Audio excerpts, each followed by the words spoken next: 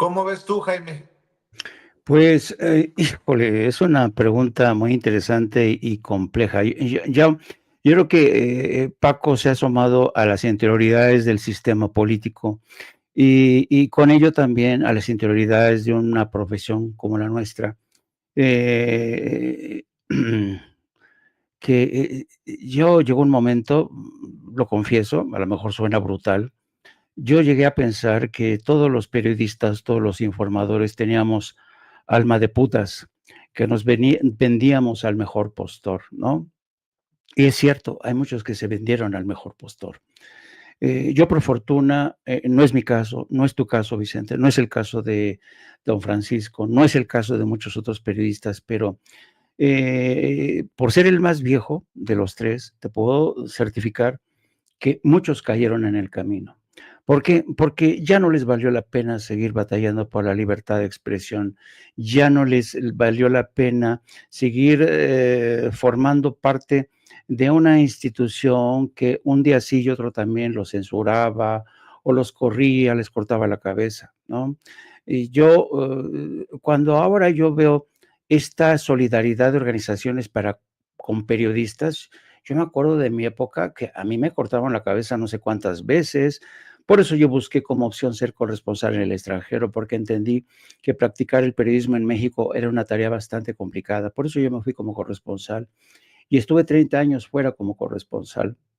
Y estando como 30 años como corresponsal fuera, aprendí que la solidaridad era una palabra muy sobrevalorada en México, porque a mí me abandonaron en el extranjero. Yo estuve a punto de morirme un par de veces en coberturas en zonas de conflicto y nadie me ayudó. Yo me tuve que rascar con mis propias uñas. Mi esposa me rescató en un par de ocasiones de situaciones muy dramáticas. Y aprendí en el camino que en este oficio, si no tienes vocación, mejor no te dediques a ello, porque no vas a hacerte multimillonario, no vas a hacerte tan famoso como Carlos Loret de Mola, como Joaquín López Dóriga, que eso es lo curioso. Yo llevo más de casi 40 y tantos años en este oficio, la mayor parte de él en la prensa escrita, y yo era uno de los periodistas menos conocidos, si me comparan, por ejemplo, con Joaquín López Dóriga, con Carlos Loret de Mola, con Lolita Ayala, con el que quieran ustedes, con Chumel Torres, ¿no? Y esto te da una idea de cómo en México, a lo largo del tiempo, ha previvido un modelo de negocios en el periodismo en el que cuenta más la espectacularidad, la basura, la mentira. Y últimamente, quizá porque ya estoy mayor y cuando uno es mayor se vuelve más cascarrabias e intolerante. Últimamente yo veo las columnas políticas que publican todos y cada uno de los diarios en México y son una porquería, una porquería. Yo realmente no puedo mencionar una sola columna que valga la pena, ¿no? Y sin embargo, las tengo que revisar por cuestiones de disciplina, ¿no? Porque ¿cómo puedo opinar de algo si no leo, ¿no? Las columnas políticas es un manoseo constante de información a trasmano, una que otra vez surge una que otra perla que alguien prácticamente le aproximó al periodista. Por ejemplo, hay periodistas al servicio de empresarios, hay periodistas al servicio de políticos en el Senado, en la Cámara de Diputados. Yo formo parte de una generación en el que algunos de mis contemporáneos, como Raimundo Riva Palacio, como Francisco Garfias, se enriquecieron, y cuando yo venía a México de visita, me recibían con sus choferes, porque tenían choferes, cambiaron de esposas, se buscaron esposas más jóvenes, en fin, es una forma de vivir y entender la vida y entender este oficio, ¿no? Y ahora mismo, pero yo recuerdo, fíjate, estoy hablando desde principios hace como casi 40 años, yo recuerdo que desde aquel entonces, yo cuando venía a México y visitaba el Excelsior, que era el entonces el periódico que me pagaba, yo ya experimentaba esta sensación de derretimiento de la realidad, como que la realidad se estaba derritiendo y yo no estaba muy seguro en ese momento, pero lo que estaba pasando es que estaba cambiando todo, todo, a una velocidad pasmosa. El modelo de negocios surge, imagínate, yo me inicié como reportero y enviado especial con el Telex, surge el fax, surge internet, surge el correo electrónico, surge la transmisión punto a punto. Y ahora, como viejo youtuber, tengo que estar aprendiendo continuamente cómo manejar softwares, cómo manejar todo, porque si no, te quedas atrás, ¿no? Entonces, yo creo que en muchos sentidos, y con esto quiero terminar para no extenderme mucho, para los que nos hemos dedicado a este oficio, yo podría decir que en muchos sentidos somos supervivientes de muchos naufragios, ¿no?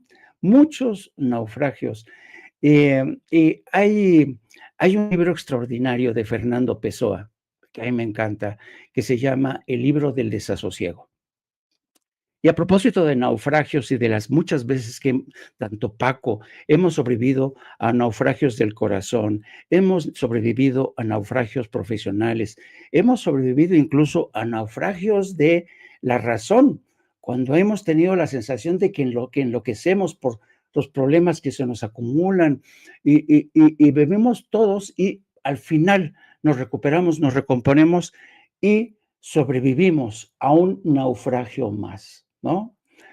Y por eso me gusta ese libro de Fernando Pessoa, porque dice lo siguiente, dice, el problema de los naufragios, como alguna vez dijo Fernando Pessoa, es que el haber sobrevivido a un naufragio o a una batalla es que para estar ahí se tuvo que estar ahí.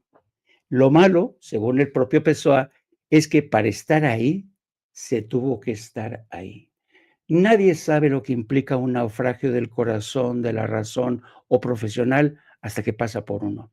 Y yo creo que lo importante es no sucumbir, saber sobreponerse, saber recomponerse y al mismo tiempo esta continua lucha para sobrevivir y escapar de los naufragios, sabes que en estos momentos es cuando tú, en los momentos más oscuros de tu vida, es cuando conoces a los amigos de verdad, conoces a los mediocres de siempre, a los envidiosos de siempre, y creo que esa es una de las pocas ganancias que uno tiene que sacar del naufragio. Así es que yo creo que estamos viviendo una de las épocas más oscuras en el periodismo mexicano. En el periodismo escrito, las columnas son un asco, la televisión no se diga, la radio es una porquería. Y yo creo que mucha gente por eso sigue todavía apostando por redes sociales, porque no hay otra, no hay otra. Así es que yo creo que hay muchas razones para tener la esperanza en el futuro y además pensar que si hemos sido capaces de superar otros naufragios, también vamos a ser capaces de superar este, queridos amigos. Qué bonita reflexión, mi querido maestro Jaime Hernández.